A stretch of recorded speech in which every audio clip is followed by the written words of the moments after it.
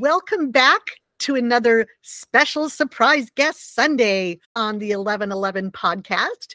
Today, I am so excited to announce a wonderful friend and a fabulous creative individual that makes it possible for the rest of us to be creative and feel like we know what we're doing. With that, I would like to welcome Angela Clark. Oh, thank you, Joy. I'm so honored to be here. Thank you so much for letting me share. First thing, before we even get into the regular questions I want to ask you, tell us who you are and what you do, basically. Okay, I'm a retired RN who wants to teach people how to make homemade greeting cards, just to wake up that inner child in us that's creative and to spread the love that a card creates. Well, you got that right, especially now in the digital era. Nothing like a homemade, handmade card. Nothing compares to it. When I get one in the mail, I just got a beautiful card from you. My heart just soared. I took a breath, like gasped in awe, and you're receiving an actual, it's an actual piece of art that someone's created just for you. Nothing makes you feel better than that. You may have started to answer this already. Why card making specifically? Well, just to back up a little bit, it started when I was a child, and my mom was always a creative person, and she had arts and crafts stuff all around. She always even had stamps around, but she had us kids, there's just three of us, to make homemade thank you cards to like grandparents and aunt, uncles, things like that. And then it became for me pen pals. And as I grew older and I wanted to de-stress, nursing, it was very stressful. I used that as a form to unwind and de-stress. Card making was just a way that I could take myself away from all of that and just go back to my childhood where I could just color, cut, design, do whatever I wanted creatively. And it didn't matter really how it turned out. Some things turned out really nice and some things didn't. And it really didn't matter to me. The ones that turned out nice, I passed along. The ones that didn't, I either filed away or just didn't look at it anymore. Well, I love how you brought this up as a way to de-stress, because we're in an era where everybody's doing coloring, like Zentangle, the really elaborate coloring. But for me, card making is different. Well, I like things that are 3D. That's sort of my thing. And card making allows you to use so many different kinds of materials and evokes so many different kinds of moods. I think I told you I used to be a professional card maker who sold her cards through fancy high-end stationery stores. Yes. So you are a girl after my own heart. And yours after mine. Oh, thank you. Are there any trends in card making you've noticed over the years? Things just come and go that I've seen. Some people like to do one thing and it just like rides a wave and then it kind of drops off. And another thing picks up and rides the wave and drops off. A couple of things that come to mind are the heat embossing. I still love doing that. I do it all the time. I love heat embossing. I think that brings the biggest wow factor to a card, in my opinion. Another thing is die cutting. And die cutting is riding a huge wave, I think, right now. It's always been kind of popular, but I think it's really popular now. And I've shown people how you can make a whole card just with die cutting and just piecing these parts together and using different colored cardstock. So you don't even have to color anything. So it's an easy card to make. Cricut technology, is that part of this die cutting? It can be. Some die cutting, what I'm thinking of, involves these metal pieces that have cutting parts where you lay that on a piece of paper and you send it through this little machine, which creates pressure. It kind of cuts that piece out, kind of like when you're making cookies and you use a cookie cutter. For those who don't know what it is, can you explain what a Cricut machine does? Oh, yeah. It's an incredible machine, and people are really intimidated by it. And you don't need to be, because there's so many people out there. I can be one of them. I'm not an expert, but I know pretty much what I'm doing with it. It's a machine that's computerized, where you go on to a design platform. And there's a lot of designs on there already. You do not have to put a design into it, say like a heart. You put the heart onto what you would call this canvas on the screen, and you can make it any size that you want to. That sends information to the Cricut machine that you have hooked up via Bluetooth or with a cord from your computer to the Cricut. And it tells the Cricut, cut out this heart. It's incredible, because you can do much more than that. That is just a small tidbit of what you can do with the Cricut. Well, have you seen 3D printers get into the mix with card making? The only way that I've seen the 3Ds is with the equipment that they can make to help you do it. I haven't really seen it come into play. Like I have some 3D things that were made like to hold my glue. Oh, that's cool. and to hold like pins and things like that I need for my equipment. But they don't build like a 3-dimensional tassel. And I don't mean all the way around, but just like kind of one that sticks up a little bit or anything like that. I haven't yet to see it in card making, but that's a great idea. Oh. Thank you. So do you have to be a creative or a crafty person to make cards? I don't believe that you have to think that you are. I think everybody is, though, because I believe everybody has that inner child inside of them that, if you remember way back when you were a kid, how you used to color. And you didn't care if you colored inside the lines or not, or most people didn't. There are some type A kids that are. But you remember just doing arts and crafts at school, or if you're in brownies, things like that. We all had that. And we forget that as an adult. We kind of push that aside because we let life take over. And we need to bring that part about us back, so we can relax and we can stop and smell those roses, and we can pass that happiness that creates to that person that you created that card for. And then that person just changes their demeanor when they get a card from a person that cares for them. They just create those ripples of happiness because they pass it forward.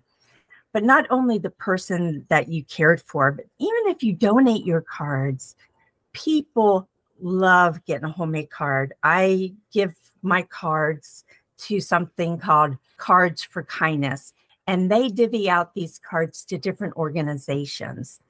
And they send out monthly of who they gave their cards out to, and they always share a kind of a thank you from one of the organizations. And it just touches my heart to know that I have made somebody feel good. That's just a part of me, the nursing part of me, the Christian part of me, the me part of me that just loves those warm fuzzies. Well, what I love about card making and what you do is every step of the way, it's a celebration. That's how I view it. You're celebrating your creativity by creating it. The person who gets it, it's like a big celebration because they've just been given a gift. And as you said, when they pass along those good vibes and their demeanor changes, they're just celebrating having been loved and gifted something. And it just instills a mini party atmosphere every step of the way and just celebrates the whole process. I love it. I love that. I love that. That is wonderful. I love parties. Who doesn't love a good party? That's true. That's true. Being that we're coming up on Valentine's Day, what tips can you give to people who want to make cards, but they may not have a lot of time or a lot of materials? Well, I have an easy download, and I'll share with you how to get that in a second. In this easy card that I made, it's very simple, and you can make it look as special as you want or as simple as it can be. I just take a simple sheet of paper, cut it in half on the long end, fold those two pieces in half, and it's what's considered an A2 size card. And in the card making world, that's the regular size card that we make. Now take another sheet of paper, fold it in half, and then create those half of hearts. So if you create half a heart on the fold and then you cut it out, you have a perfectly made heart. Also so easy. That's fantastic. Thank you. Now take these hearts and color them. Color them any color you want. You can color them rainbow color, pinks, purples, reds, whatever color you want. On my sheet, I did a purple, pink, and a red. And I just put like a big one in the middle and then small ones around it. And then I even put one on the inside. And you can just use simple glue. So it's as simple as having pieces of paper, something to color with, and something to adhere your hearts down, and some scissors. And you can go as fancy as going to a craft store and maybe getting some glitter to glue on it, or some sequins or ribbon. And you can get much more creative. But on my sheet that you can download, it's as simple as what I just said. Before we hit the record button, we were talking about doing a test of it. And I mentioned that I wanted to do it, but I don't have time right now. And so we've decided we're going to go to a very tough audience. We're going to go to our new kids club of 8 to 12-year-olds. And I have a feeling they would run circles around the rest of us. So you're going to have a whole little tribe of 8 to 12-year-olds in New Jersey making your cards. Yay! Now, you mentioned getting into this when you were an RN. It was a stress release for you. At this point in your career, having been doing cards throughout your life, what are you currently enjoying most about making the cards? Oh, just seeing what I can come up with, new ideas, new ways to do things. There's always new things coming out, like there's hot foiling coming out. There's always been foiling, but there's a new way to do it. So just maybe trying different ways to do things. And for people who don't know what foiling is, can you tell them? Because I think it's gorgeous. Yes. You probably have seen cards on the market where it's like the words are shiny, like gold. Mm-hmm. That is foiling. And with the hot foiling is you take sheets of foil, you put it on this plate with your card, and it impresses on the paper. It's super impressive. I'll say. Yeah, no pun intended there either. None at all. Yeah. I love that. Now, for people that don't know where to start, are there any sort of classes or workshops you offer to help people get started? Yes. In fact, starting tomorrow, I have what I call a challenge. It's 5 days and it's free and it's simple. It won't take you but maybe 20 minutes a day to do it, 5 minutes to watch the instruction and read the email, and then to do what you've just learned about. It's called Creative Quest Hobby Challenge. And I take you through each day doing something a little different. And at the end, showing you how to put it all together in a card for someone you love, like for a birthday. And it's just a different way to show you without having a lot of equipment like what I have, having been in this forever, to show you that you could just use simple things like pieces of paper or just watercolor from Walmart that's used for kids, and going on the internet and finding a picture. Just very simple, but very impressive cards to let somebody know that you're thinking of them. I'll tell you what I'm impressed by, the time amount that you said. To think that it only takes about 20 minutes a day. For a lot of us, it would take 20 minutes just to find the supplies, and we don't know how to set them out. We don't know how to use them. So to know that you're going to have an instructional video, they're going to get an email telling them what to do, and then have about 15 minutes to do it, that's going to really make people feel great that they're not inept, because a lot of us feel inept when we first attempt to do creative things. The idea that they're going to be making something each day, and by the end, they can put it all together. And like we used to do when we were little, we used to go to our mom and say, look what I made. Yeah. Well, yeah. Now they can do that for the loved one that they've made it for. And even if they just decide to keep it for themselves, to remind them that they did something creative, Yes. and, to cherish it and maybe put it on their wall or on display somewhere. I'm encouraging them to make 2 cards, because you know how I said I have you cut one piece of paper in half? Yeah. Well, you have 2 pieces, 2 cards. So create 2 at a time. So you do have one for yourself to keep and you have one to give away. When I used to make cards, I would always have a few extras. I kept them because, oh, shoot, it's so-and-so's birthday. I'd already have a handmade one done. I didn't have to drop everything to make one. I just had to go to the drawer and pull one out. Yes. So you still can give somebody something that you made, but you don't have to stop everything you're doing, get everything out and do it right then if you're making those extras from the beginning. That's a terrific idea. Right. And may I add to that, I'm going to have a live Zoom on that Thursday, the day before we put the whole card together, to see if anybody has any questions that I can help answer, or if they want me to see what they've created already, or just any questions in general. I think that's a terrific idea, because it could even be a simple question, like somebody is stuck because they don't know if they're allowed to use Elmer's glue or if they need to use hot glue. And it might be bogging them down in the process. But if they could get that quick question answered, they'd be ready to move on. Right. Yes. And I'm happy to help anybody along the way. Even you can reply back to the email if you have a quick question too. That email will come right back to me and I can answer it for you. Do you have a Facebook group that they can be part of to have dialogue about these things, or is it primarily through email? I'm going to have a Facebook for this challenge, and I'll have the email sent to you too. Sometimes if we ask things in a group, somebody else might be on Facebook right then. And so somebody else can chime in and say, I spoke to Angela, she said any glue will do. Or it can be, oh, I've gone through her course before. So somebody else might be able to chime in, or even tell someone, I found this product really cheap on such and such website. I totally agree. And I love how people can help each other. I'm not the end all of end all. We are in this journey together. And that's what I love. And we can learn from each other. Somebody else might be thinking the same thing, but they're afraid to ask. Yes, exactly. And sometimes people won't do it in an email as much as they will a group, because they don't want to bug you in an email. But the group, they're like, we're all in this together. Yes, you're so right. Now, you probably already answered this, but is there anything more you can tell us about what participants can expect when they join one of your workshops? Oh, yes. I will always have paid workshops, very low in price, of course, because they'll be an hour at a time.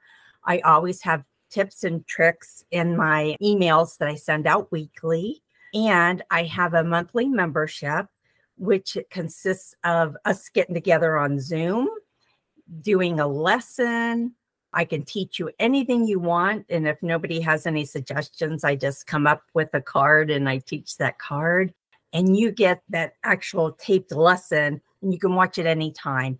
And I have a download with it so you can see all the dimensions and any products that I have used. It will be all listed on there. And I have a Facebook group that's dedicated solely for that also, and live Q&As. Normally, I wouldn't talk about money, but you're in big trouble with me when it comes to money, because when you say low cost, it's about a third of how much I think you should be charging. Can you let people know for a workshop how much it generally goes for, and same with the membership? Yes. Right now, I'm just charging like $9 for a workshop. And I want to keep it at low costs, just so I know there are beginners out there that don't know what equipment they want, which I'll help you learn which equipment that you will need. And just to make sure that this is really what you want to get into. And my membership right now, I currently just have it running at around $20-ish. Is that per month? Yes. It'll go up though. It better, because you can't even get scissors for $20, let alone $9. Yeah, I'm going to keep after you for this. So, folks, if you're wise and if you have any interest in making cards, which is wonderfully therapeutic, I would say jump in now because I will talk sense into Angela at some point and her prices will go up. Thanks, Joy. It sounds to me like it's pretty full service. They can expect to learn about the materials they're going to need. They're going to get step-by-step instruction. You've got Zoom calls. Are any of the videos pre-recorded for some of them? There may be some. For the sheer fact, if I may be going on vacation or if I may be sick, I'll have some recorded so I can have that there for them and I won't leave anybody hanging. Well, I'm going to go with the idea that you're on vacation. I don't want to think that you can't do it because you're sick. Oh, now, with the 5-day challenge, will those be pre-recorded so people can do them at their leisure, or is it live and they watch you at the time? No, those will all be pre-recorded and I'll send them out very early in the morning. So no matter where you are in the US, you'll be able to pull them up and have all day to have watched them and to do that day challenge. The Zoom will be live, but I'll record that too so you can watch that. And I'll send out the recording of the Zooms because then if there was questions, you may want to hear what the questions were.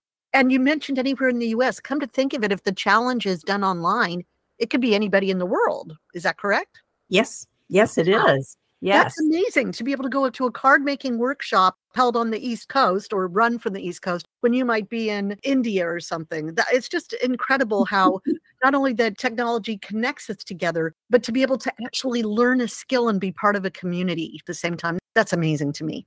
It is. And I'm part of other communities that do the same thing. And it is, I talk to people from Australia and the UK and Italy. I love being that kind of a small world, even though we're part of this bigger world. A global community. Yes. I love that. You mentioned the gift that you have.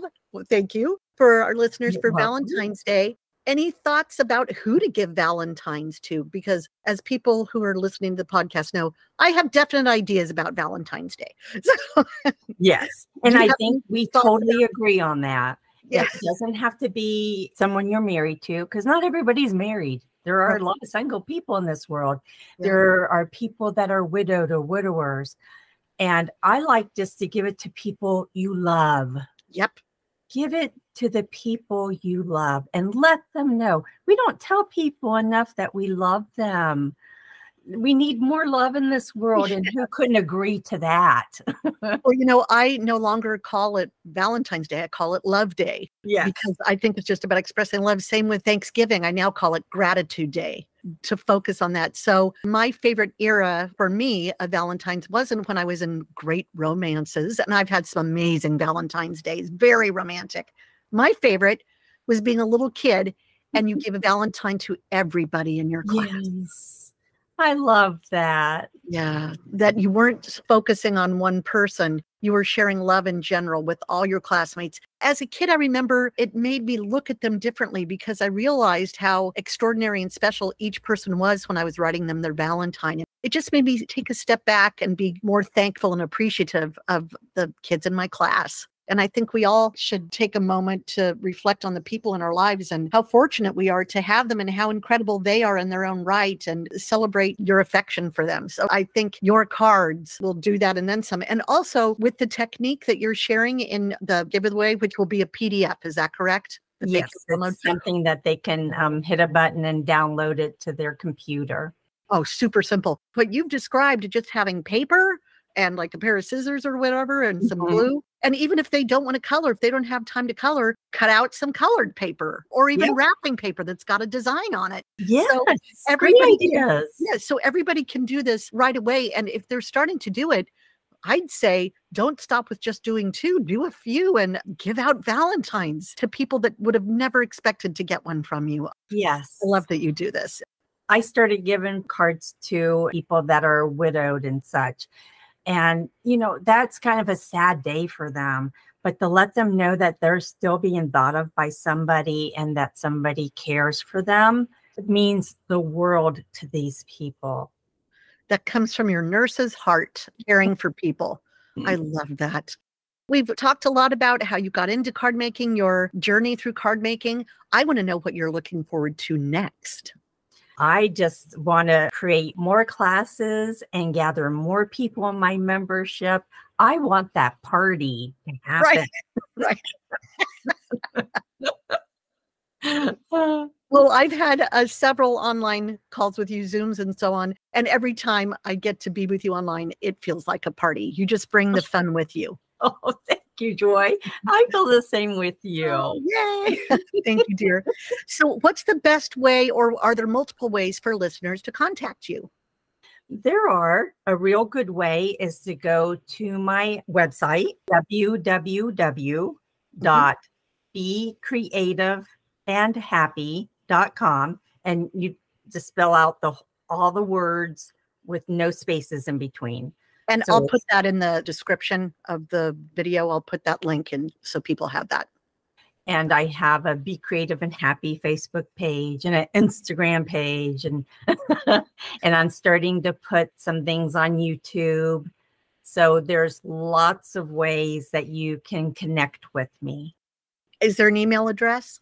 Angela@becreativeandhappy.com. Okay, that's perfect. We'll put that in the description box as well.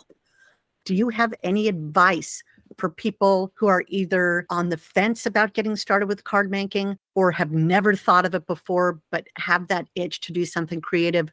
What advice would you give to newbies? Well, first of all, do that Creative Crest Hobby Challenge. That will help you decide, is this for me? And second of all, just try something simple, like the download that I have for the hearts. That is super simple. Just give that a whirl and follow some other things that I'm doing and ask questions. I love that. And you explain things very thoroughly and calmly and in words we can understand. It's a breath of fresh air. Oh, thank you. Miss Angela, this has been an absolute delight. I was so excited to get you on right before Valentine's Day. Actually, it's 2 weeks before on purpose because I wanted people to be able to hear what you had to say and then go and make the cards in order to have them done in time to give them out for Valentine's Day. So looking forward to learning more about your workshops. And boy, you're doing so many things between the challenge and the workshops and the membership. This is wonderful because it lets people find a way to be involved with the card making in the way that best suits their lifestyle and schedule and all of that. It was so nice being here and talking about my passion and how I want to help people get their creative inner child going and just spreading those ripples of happiness. Well, our inner children love to make cards and we really love to get cards. So with that, I'm going to thank everyone for listening. You can find all of Angela's contact info, including a link about doing the challenge. Thank you all for listening. You'll have a lot more Valentine's wishes from me coming up, but happy getting in the mood to make your cards for Valentine's Day, everyone. Chariste som tuta.